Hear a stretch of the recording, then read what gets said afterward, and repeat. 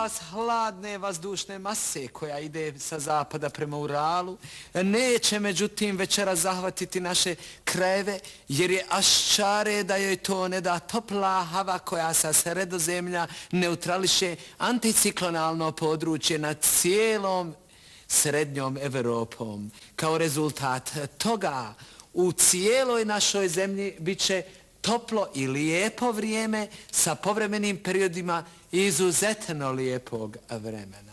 Val hladnog zraka koji ide sa zapada prema Uralu tijekom noći izvršiti će snažan utjecaj na zračnu masu u Sredozemlju koja utječe na vrijeme u Mittel Europi.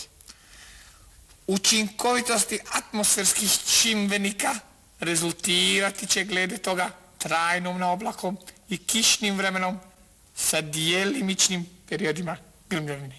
Talas izuzetno hladne vazdušne mase koja ide sa zapada prema Uralu dospeće večeras u naše krajeve. Bez obzira na uticaj tople vazdušne mase koja preti potiskivanjem anticiklonalnog područja nad celom srednjom Evropom. Kao rezultat toga, nad celom našom zemljom vaspostavit će se voistinu izuzetno hladno vreme sa konstantnim snežnim padavinama i mestimičnim mrazem.